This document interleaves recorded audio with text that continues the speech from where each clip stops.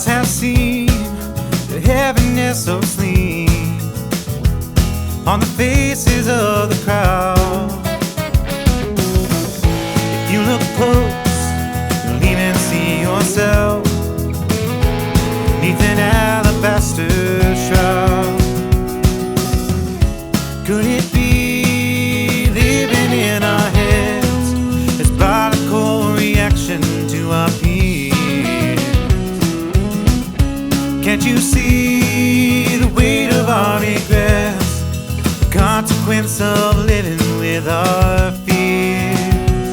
Or will the light that shines to others illuminate the key of what we want to be?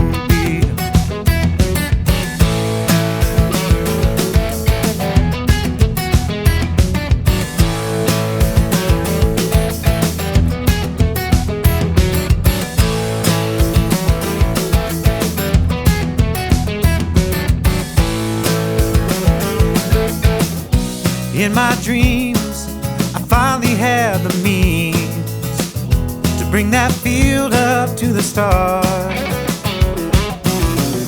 When I awoke, the competition broke, something deep within my heart.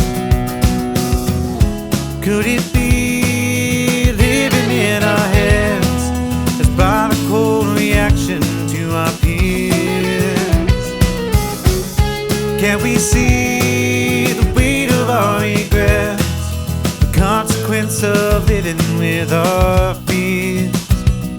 Or will the light that shines to others illuminate the key of what we want to be?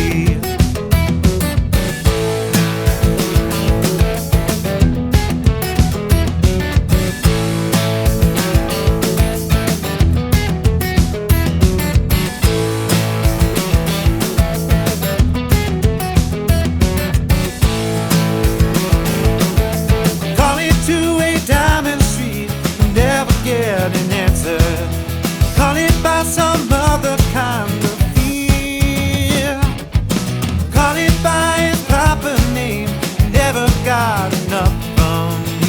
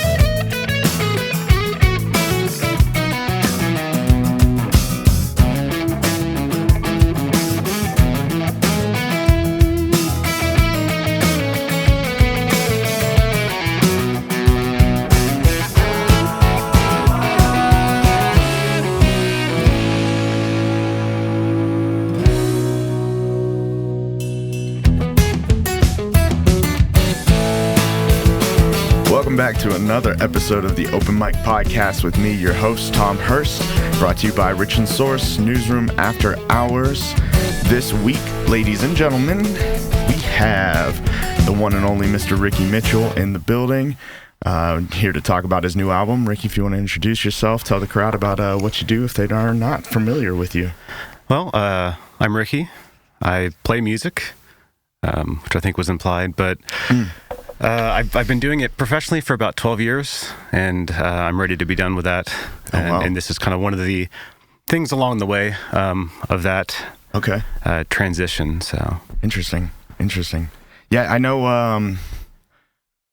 So professionally, what does that look like in your world? What is professionally a musician for you, or has it been?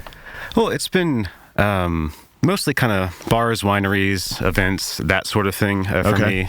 So I go and play for 3 hours at a time in the corner of some building, and a lot of the times people don't know that I'm there, which, I mean, I'm fine with that. I just like making noise. But that's been my primary income for the entirety of that 12 years. I've kind of done some other things and not exclusively that for the past couple of years, but that's been it for me. Wow. That's amazing. That's really cool. I love watching YouTube videos of various people that like to explain music theory and things like that. I don't know if you're familiar with like Adam Neely, things like that, right? They always inevitably do videos on like what does it actually look like to be a professional musician, and you always hear those types of stories, those classic examples. But I don't know if I've actually met somebody besides personally here, Jeff Bell, doing like similar things for so long, of making it work financially as a musician. Well, I didn't say I made it work financially. I just said it's the only thing I did, you know. Fair. So. What is driving you away from that lifestyle, that world? Besides, obviously, the issues with making it work financially. Well, I mean, that's not as big of an issue as I'm for sure implying. But for me, I just I don't particularly like being the center of attention. I don't really. I'm not like the kind of person that would go hang out in a bar. Like if it was that my time to choose the night out, I wouldn't necessarily go that direction. And I'm not really like a party person. And so if you've ever seen like Futurama, there's a character like I think his name's Slurms McKenzie. He's the representative from Slurm, and he parties all the time. And then when you see him actually, he's like, I just can't do it anymore. So there's an element of that. There's a lot of kind of I guess alcohol-centric culture that I would like to not be in that kind of constantly. During some of the winter months, there have been years where like I don't think I've talked to a sober person for like 2 weeks at a time. Which, you know, there's nothing wrong with going out and having a good time, but but being the exact opposite personality characteristics, all those things, that kind of tension and friction weighs on a person like yourself who is not of that ilk. Right.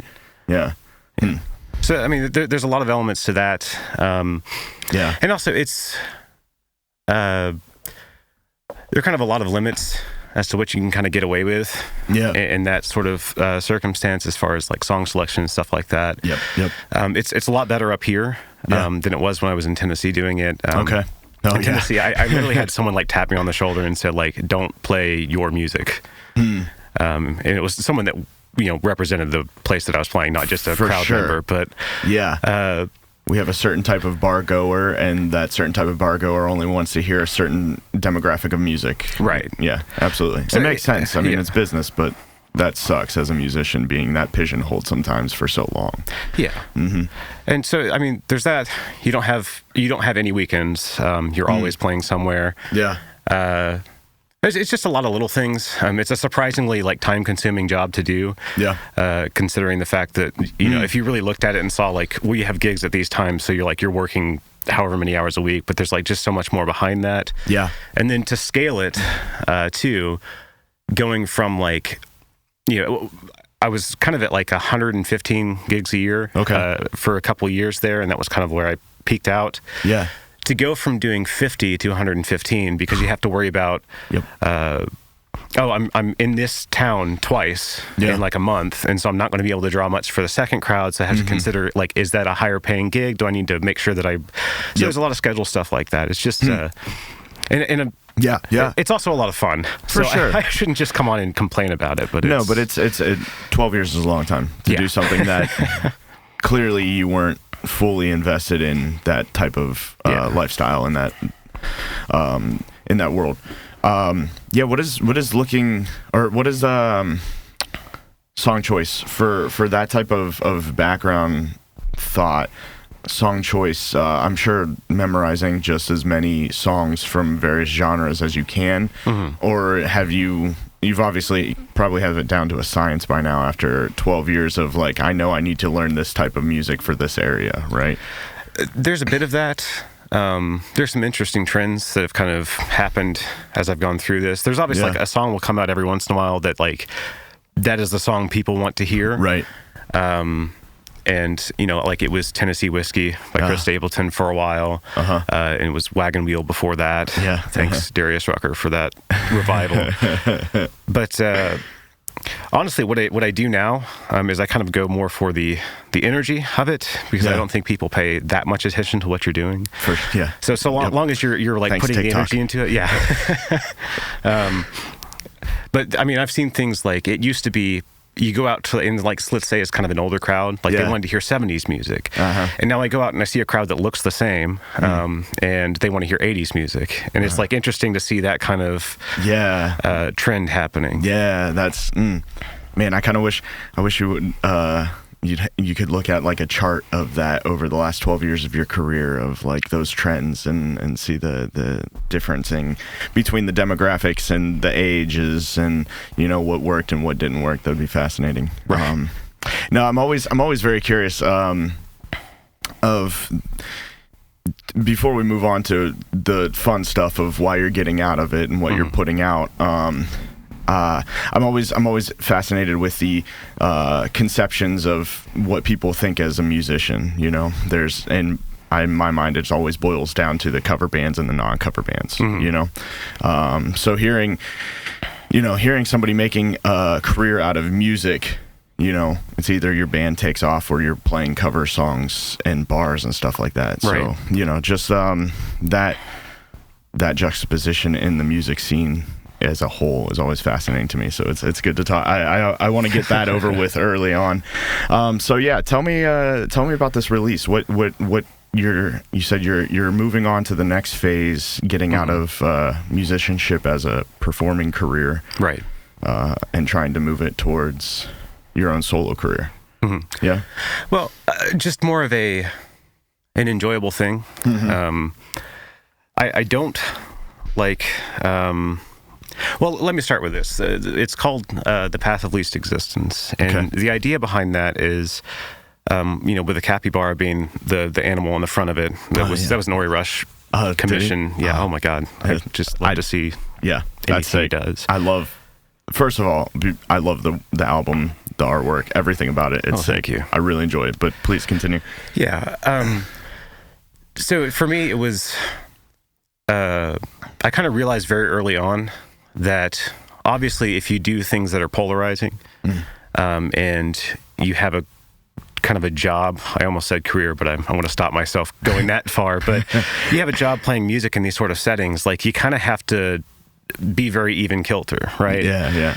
And the problem with that is as a job has kind of gotten worse, which has just been the fault of the world changing, nothing to do with like, I've been treated very well by venue owners and that sort of thing. I don't really have any complaints on that end, but the world changing around it has kind of made it less and less of a viable option for me in particular. And so if you have that attitude towards it, like don't do anything like too like bumpy. And you take that to its extreme, which I did, you end up, you know, I've often felt like like those videos of capybaras on the internet where it's like a capybara and then a bunch of alligators, or like there's a capybara and like a bunch of birds on it just kind of hanging out. And so I could kind of fit in most places and just kind of be a sort of, I guess, Zen energy to it. But I didn't really have a whole lot of self-expression. And I kind of thought that to be immediately harmful to what I thought at the time was the only thing that I could do to kind of get by in the world. So the album's kind of based off of dealing with that for a long time. And then kind of watching the world catch on fire.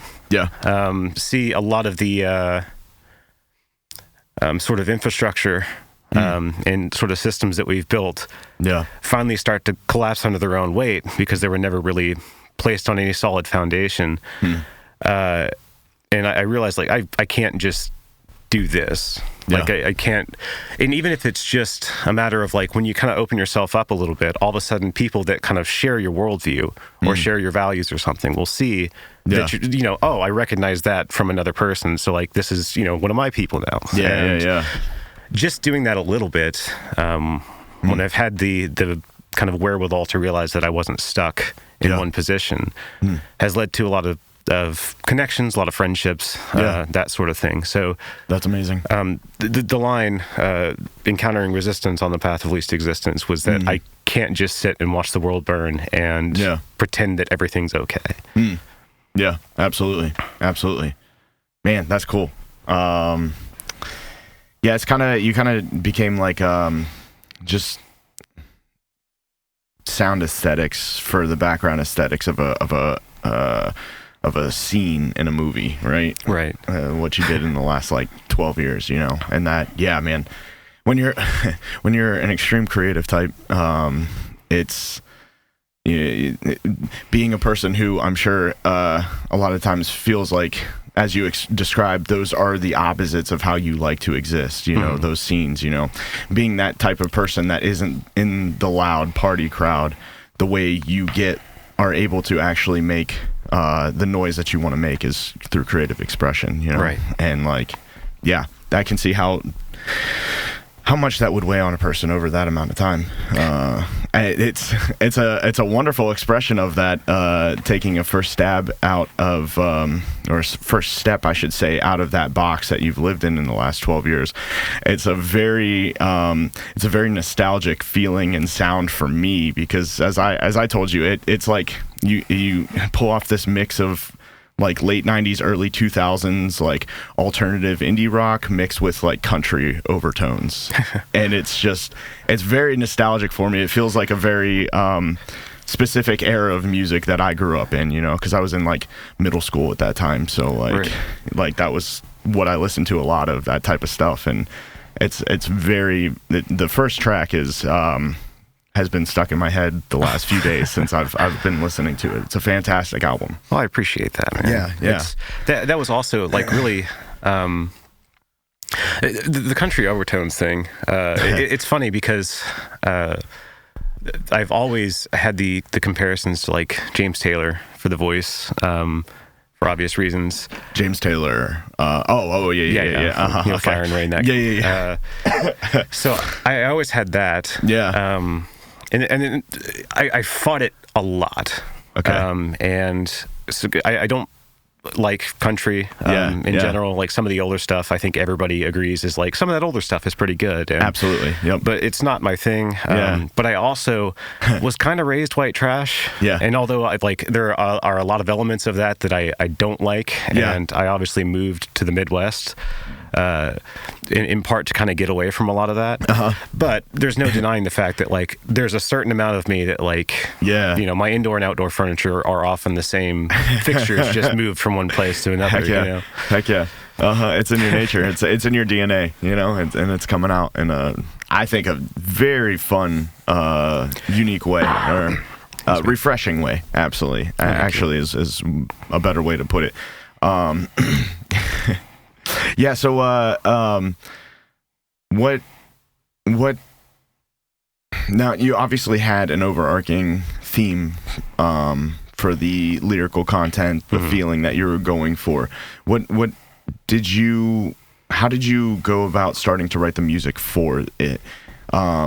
Did you think about a lot of these things? Like you said, obviously, like the country aspect came out in you naturally from your upbringing, but were you trying to pair a specific genre with it? I mean, this obviously, like you said, is you're stepping out of the previous professional life of what you were doing musically into a more solo creative side, just based off of cover, not cover. Is this was it conscious with your musical genre direction, or was it something that just kind of happened? Well, the way that I kind of went about recording this was I set some limits on myself, because I've had the habit in the past of like having all the toys at my disposal, and then just trying to use all of them, and. It's so difficult. It's so difficult. I don't understand people who are able to do that. So limits. So like just a paralyzing amount of choices. Yeah, right. So one thing was that I had a time limit. Okay. I was between. Nice. I'm in my final semester of school now, Okay. and I was between semesters, and I planned on having like a long span of time to do this, and then I caught COVID, and then when I recovered, I'm like, oh, well, shit, I've got a couple of days to get through this. So it really came down to when I gave myself like realistic options, it's just what came out. Yeah. So Okay. yeah. Interesting. I like that. How often this will be, how many albums have you released previous to this? Are you considering this like your first solo actual album then, or just kind of scrubbing the canon of anything else that you've released previously, or how are you viewing this as Ricky Mitchell, the solo creative artist? I think if I was going to like kind of attach something like that to it, I would almost kind of put it down as my last one, at least for a while. Yeah. Because I know that, moving from this into kind of a more like, I don't know, traditional thing, like what you would think of as a more traditional job, and kind of having the life changes that go along with that and some stability, there's a very good chance, it's not inevitable, but there's a very good chance that I take my guitar, put it in the case, put it in the closet, and don't touch it for a year. Yeah. And I've kind of accepted that fact. But I felt like I had a few things to say before I did that. So in a sense, like, I really only have the one album out right now, Monday Morning After. And then some like kind of individual songs that I've released when it's just been like something has happened and I just feel like I can't, when I watched a foreign country just be invaded on my phone live, I couldn't not say something about that. For sure. So that sort of thing, like when something pops up and I feel I need to say something, I've had some releases, but all of that was kind of getting out of the idea that I had to like constantly be releasing music, because there was an album called Wishing Wells that I don't distribute anymore. And it's because I just felt that I had to have something, and so I just threw something together that I didn't like, and if anything, I feel like it's kind of a punctuation mark, and it may be a period, it may be a comma, I don't know. For sure. That makes perfect sense. It's that kind of transition, like a cleansing almost of just, I'm not going to do anything musically for a bit. And just or maybe breathe. I will, but or maybe you can't. Or maybe 2 weeks later you're going to be like, this is not what I want. Right. Like, I need to be playing. I need to be playing. Yeah. I mean, you've been doing stuff in the scene for such a long time now, musically in Mansfield, and it's very interesting to see that come to a close for you. And hopefully, I mean, I love the album. Is shows off the table then with this? Well, I would like to at the very least do a release. And I should say that I do have like one more year where I perform it. Do have to play gigs. Yeah. So okay, so you got 1 year left. Please come see me. I need them to not be mad at me for one more year. You heard that? Find Ricky's schedule. Yes. Follow him, like the Grateful Dead. Every show, and make sure he doesn't retire ever. But okay, sick. Well, that's good to know, because again, it's a really enjoyable listen. Thank you. Yeah, I look forward to hearing it live. Who all played on it? It's just me. It's just you. Everything's you. Oh, nice. I mean, the drums are sampled. Okay, and I've just kind of drawn them in. But that's amazing. And I was hoping, or at least my guess was, at least if it wasn't all just you, that you had most of a Dicka backing stuff. But no, that's completely all. That's sick. When is it going to be released? Released. That is a good question. I'm kind of like looking for a place to like hold the show. Okay. and I haven't really reached out to anybody yet. But once I figure that out, like whatever date works for that will be the final release date. Okay. Well, if you want to do it at Relax, I would love to do it at Relax, to be honest. Yeah. Because I would love to have that CD release show at Relax, because that would be a lot of fun. I think it would be a good setting for it. Yeah, I've not actually played at Relax. I played for like there was an Overdose Awareness Day event. Okay. And I played like one song for that. But like as far as just like going and playing my own music, I've not done Relax. And I've been up here for 6 years. Yeah. Really? But I also kind of bookended like where they were like having shows and they didn't for a while, and then now they're having them again. I was kind of like right in the middle of that arc. Okay. So that makes sense a little bit, but still doesn't. Well, then this release will be at Relax if you would like it to be. Yeah, there you go. I will make that happen for sure. That would be so much fun. Yeah, we can talk dates afterwards. Sure. But yeah, dude, that's so sick. That's so sick. Yeah. So what? Where do you play next? Locally, bar wise, if you have, or not bar wise, or wedding wise. I don't know who does weddings in the winter. Oh, I quit doing weddings a long time ago. Yeah, I could. That would be terrible. Well, for me, it was just more so that like a lot of the times, you would kind of have like, come play our wedding, and then like, here's 30 songs we would like you to learn for this, as opposed to like, Yeah. And I should say I'm really bad at learning music. Yeah. As far as like actually learning a song, I've played 2 weddings in the past 2 years. And both times I've had to do like a kind of first dance song. Okay. And I have so unbelievably butchered those songs both times. I had to learn, Bo, who drums for the Yak Pack, his brother got married and wanted me to sing a Rascal Flatts song. Okay. And I went and played.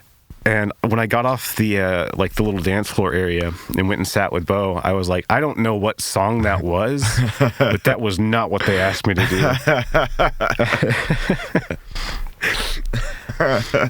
So I've actually I've got a bit of a gap. I didn't schedule anything for like these couple of weeks because I knew I was going to be starting the semester. Oh, nice. So I have February 11th at Twin Oast up in Catawba, and then the 18th at Ugly Bunny out in Loudonville. Okay, nice. Yeah, never heard of any of those places. They're nice places. Nice. Catawba is like, it's like a castle that they've built in the middle of a field, and so I'm pretty sure that they just grow everything there and then like make the beer there. That's sick. And then they also bought what was Mon Ami, the winery up there. So like it's all one big that sounds conglomeration. Beautiful. Yeah. That sounds like a fun gig actually. Interesting. Yeah. Nice, man. Okay, cool. Yeah, so everybody flood those dates and make sure to follow Ricky around everywhere. And then look forward to this album. I'm excited to do all this stuff. Anything else you got going on?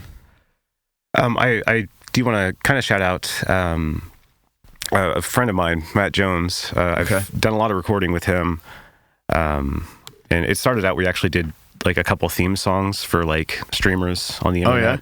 Oh yeah, that's really cool. And then a theme song for a knockoff Lego company, or a company that makes Lego figurines. I should probably, since they paid us for that, I should probably be a little kinder to them. But and then we started doing some of his music, and he's been he used to play for a band called Duff.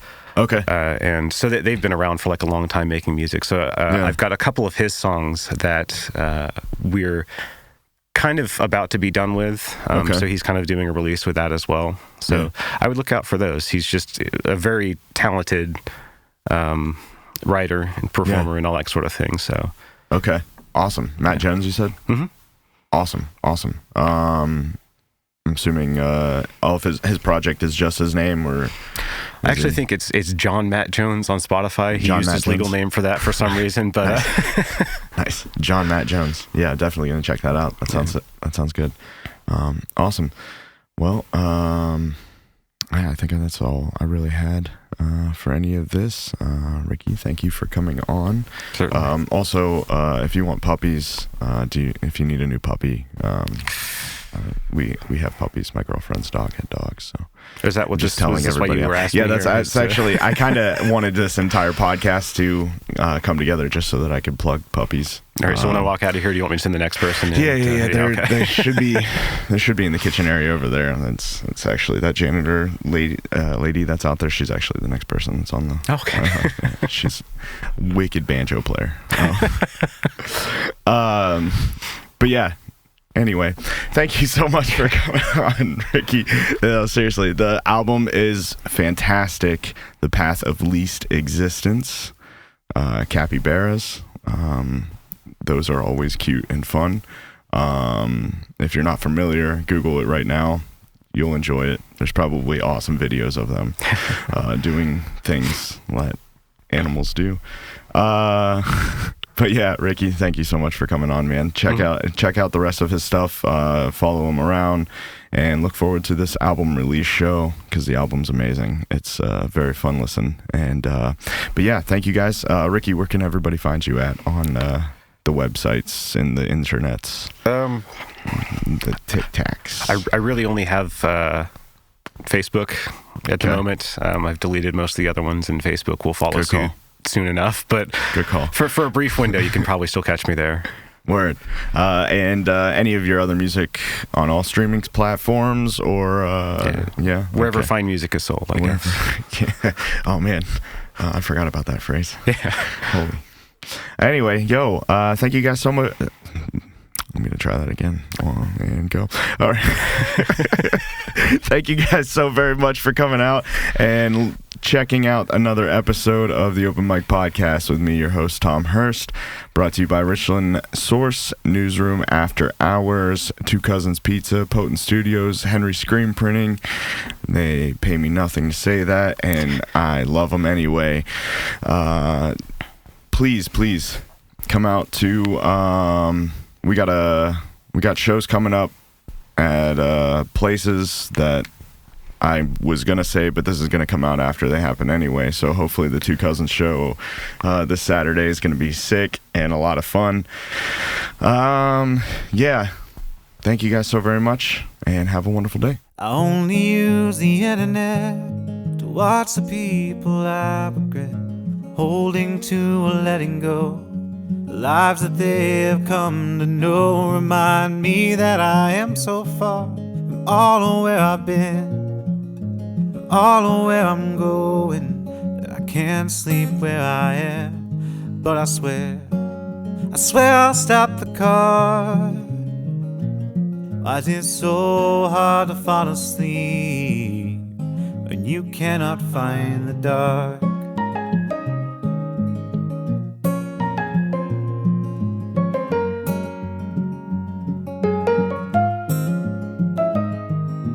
Liberty means misery, and memories regret.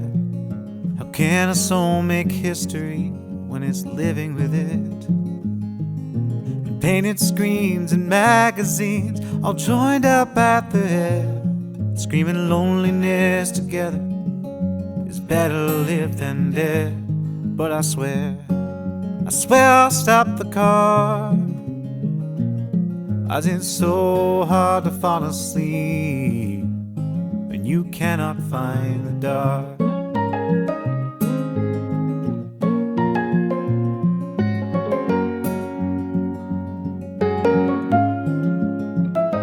This ain't love, it's only screaming, encroaching on, believe me, is this the grand adventure we've looked for?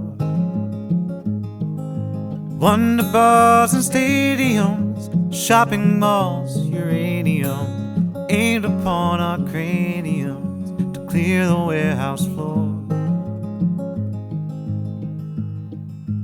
I want something more.